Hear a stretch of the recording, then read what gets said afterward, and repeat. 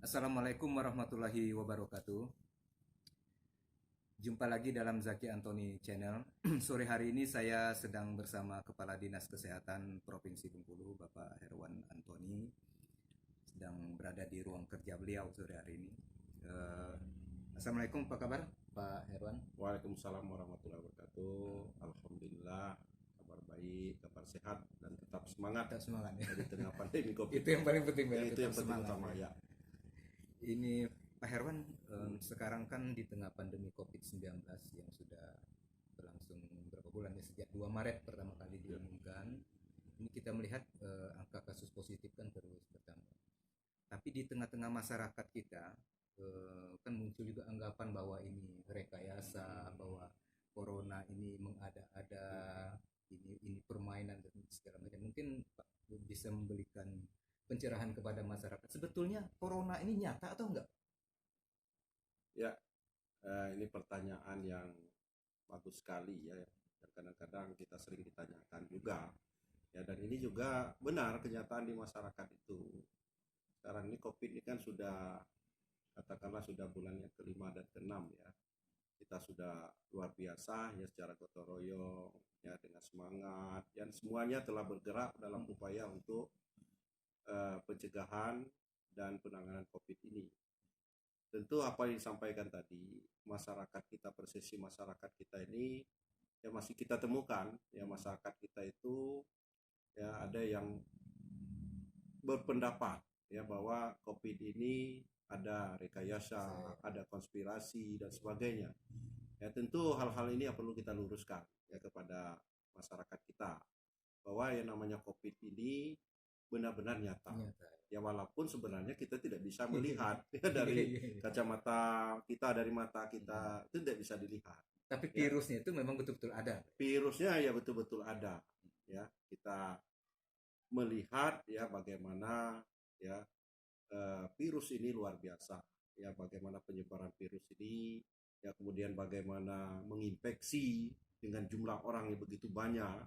Ya, ini kalau kita lihat kan global sedunia ini, ya jumlah sekarang ini Ada jutaan ya. jutaan orang, ya hampir mendekati angka 20 juta. Ya, terkait kita di Provinsi Bengkulu, sekarang ini kasus kita sudah pada posisi 252 kasus. Ya, artinya ya ini suatu kenyataan ya, terutama kami di kalangan kesehatan yang masuk dalam gugus tugas penanganan COVID-19 Provinsi Bengkulu ya melihat bahwa kasus kita ini penambahannya dari hari ke hari kan meningkat Hmm. ya, bahwa kita menyatakan sesuatu positif itu kan secara ilmiah ya berdasarkan hasil pemeriksaan swab ya yang diperiksa dengan alat PCR atau TCM ya. Nah, kalau berdasarkan alat tersebut ya kita yakini bahwa virus itu benar-benar terdeteksi ya, benar-benar ada dan menginfeksi pada manusia terutama saluran pernapasan atas dan eh, pernapasan bagian atas dan juga bagian pernapasan bagian bawah. Artinya bahwa ini suatu benar-benar nyata dan tingkat kematian juga cukup tinggi. Ya bahkan kita Provinsi Bengkulu ini kemarin memang pernah dirilis. Ya apakah Provinsi Bengkulu ini memang tinggi ya? Kasus kematian saya katakan betul bahwa kasus kematian kita itu ya ada Tertinggi ya. peningkatan bahkan tertinggi. Itu mengapa? Ya memang kalau kita lihat jumlah kasus kita itu sampai dengan hari ini ada 22 kasus positif. Ya, kalau kita ingin melihat angka kasus kematian itu berdasarkan jumlah yang positif. Yang hasil 252 Pak ya. 252 tadi. 252. Nah, kalau kita hitung-hitung ya, persentase kan itu 8,33%. Ya, Dari artinya 252 meninggal berapa Pak? meninggalnya 22 orang 22 sampai dengan hari ini karena hari ini ada penambahan satu kasus yang yang meninggal. meninggal. Artinya DPRD kota Pak ya. yang tadi salah satunya adalah staf sekitar sekretariat Dewan DPRD Kota. Betul. Ya, artinya itu ya. Nah, kemudian kita juga melihat bahwa eh, penyebaran kasus ya bukan terjadi ya pada siapapun, ya tidak mengenal status, tidak mengenal wilayah ya, dan bisa saja terjadi pada siapapun ya. Nah, oleh karena itu ya kita anggap bahwa ini benar-benar nyata ya, dan masyarakat kita harus benar-benar waspada ya. ketika nanti kasus ini kita anggap sepele, ya masyarakat hingga melengah, ini bertambah lagi ya persoalan kita yang bertambah berat ya. Upaya sudah dilakukan dengan protokol kesehatan, disiplin masyarakat yang sudah kita lakukan. Ketika masyarakat kita masih ada yang anggapan seperti itu, ini menambah berat persoalan kita ya dalam penanganan COVID-19. Jadi disiplin masyarakat juga akan membantu ya sejauh mana kecepatan menangani virus ini. Betul ya, sekarang ini vaksin yang paling ampuh itu adalah disiplin masyarakat. Karena vaksin yang sebenarnya ya dalam untuk bagaimana menjaga imunitas tubuh kita, memberikan kekebalan pada tubuh kita kan sampai saat ini kan masih dalam uji coba. Ya prosesnya panjang, bisa saja tahun depan ya. Artinya yang paling vaksin dari yang kita lakukan pada saat ini adalah disiplin pribadi masing-masing ya, dengan menerapkan protokol kesehatan. Ya, itu benar ya, kita meyakini. Saya sendiri ya selalu waspada. Ya, waspada dalam arti menerapkan protokol kesehatan. Kemudian tempat-tempat yang resiko tentu kita harus hindari. Ya, kemudian orang-orang kontak ya yang tidak kita kenal itu harus kita waspadai. Ya, itu upaya kita untuk pencegahan ya, upaya pencegahan. Ya. Nah ini Pak, kan sampai saat ini vaksin virus ini belum ditemukan. Ya. Kita dapat informasi bahwa sedang diuji coba klinis tahap ketiga. Betul.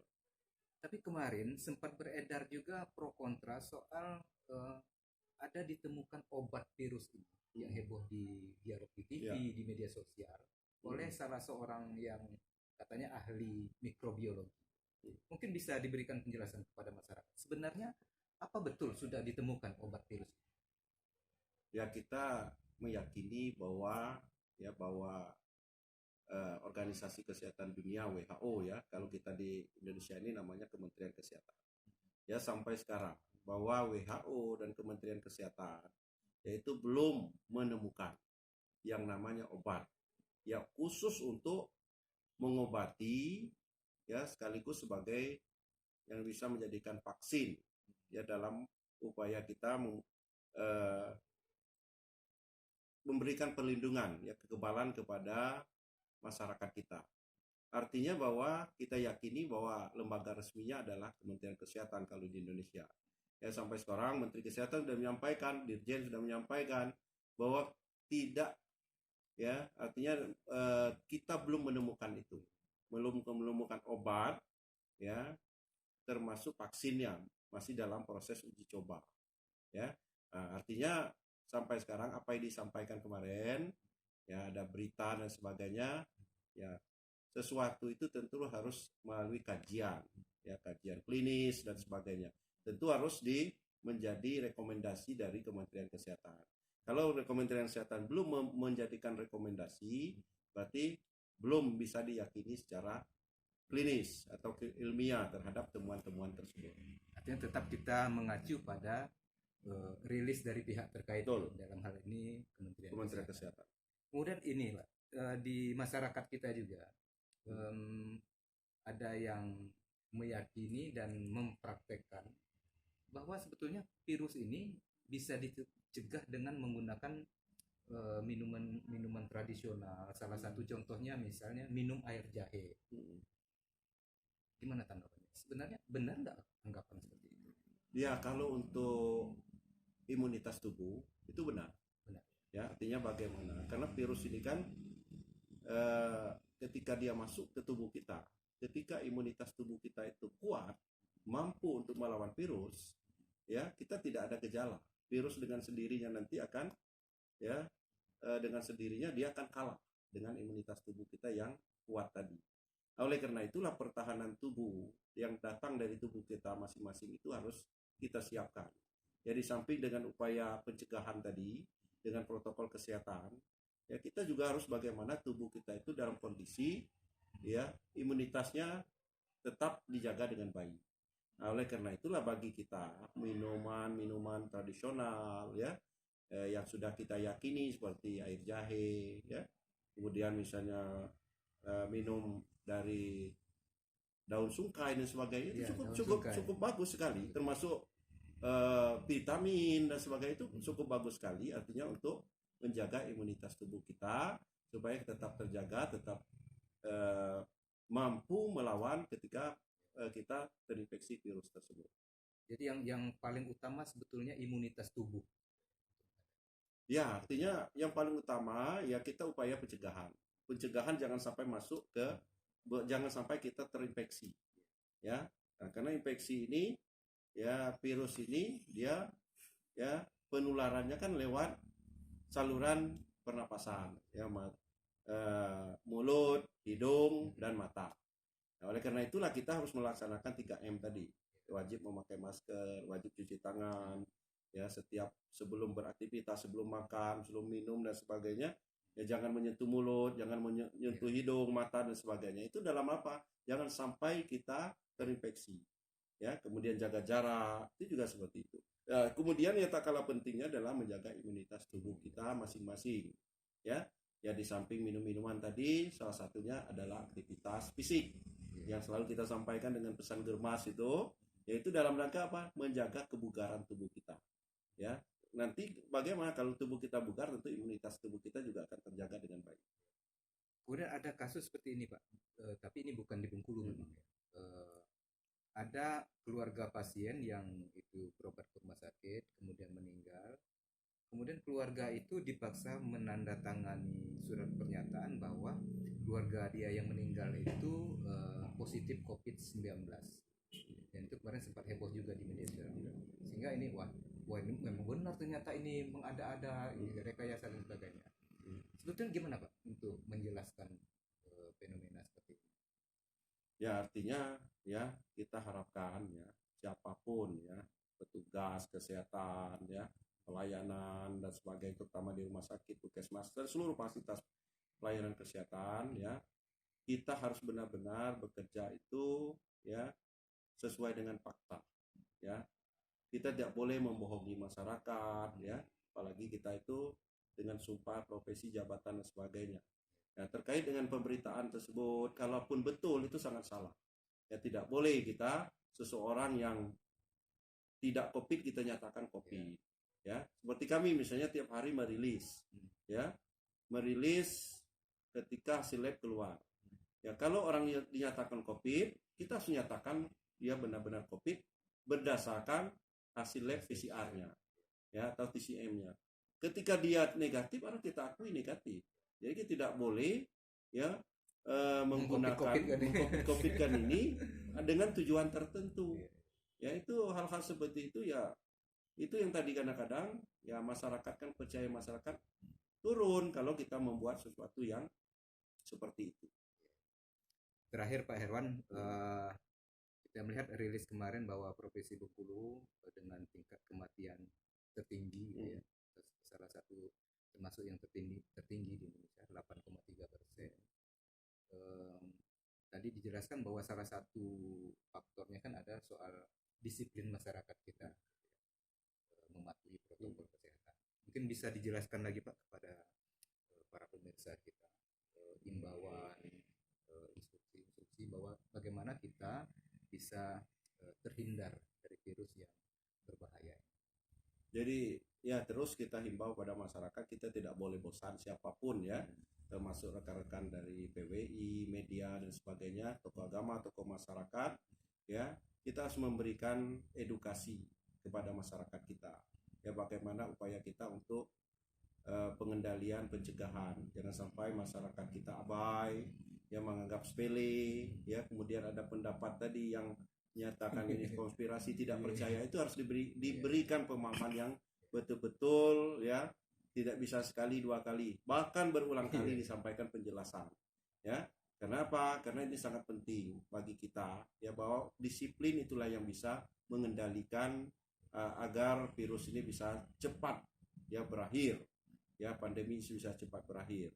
Ya kalau masyarakat kita tidak disiplin, ya masyarakat kita abai, ya tentu ini tidak akan berakhir, bahkan akan semakin memperparah ya kasus kita yang akan datang. Sementara kita sekarang ini ya harus produktif, ya sekarang kan kita harus produktif, aman dari COVID. Ya supaya kita produktif, aktivitas kita bisa kita kembalikan, geliat ekonomi kita bisa berjalan kembali. Kita harus aman tentunya dengan disiplin melaksanakan protokol kesehatan.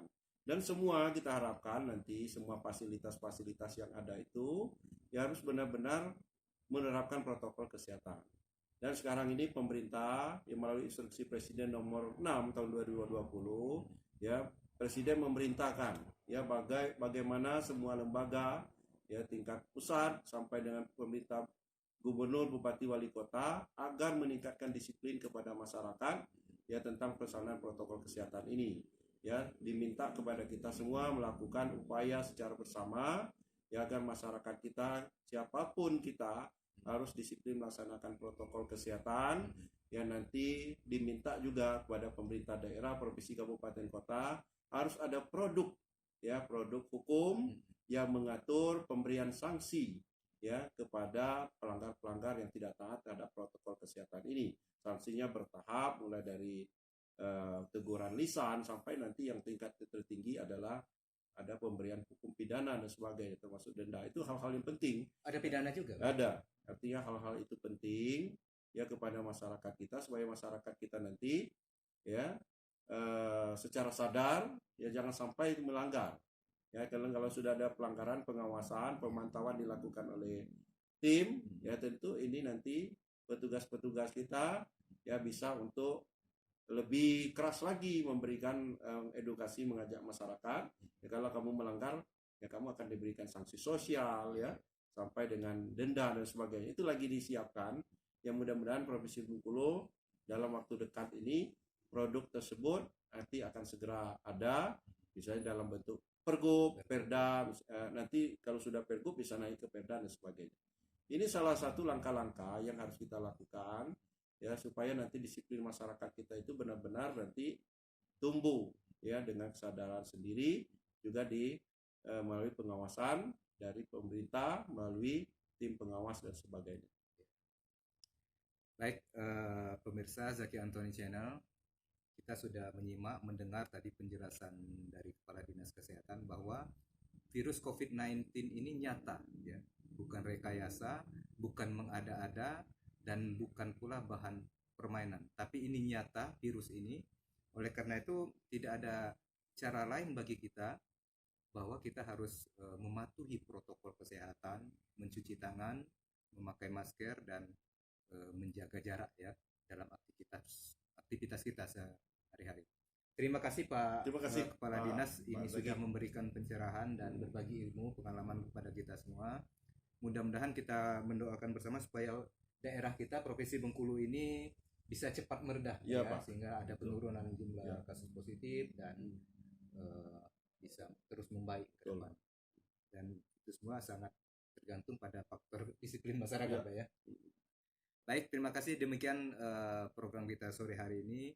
Jumpa lagi dalam topik yang lain pada Zaki Antoni Channel periode berikutnya. Assalamualaikum warahmatullahi wabarakatuh.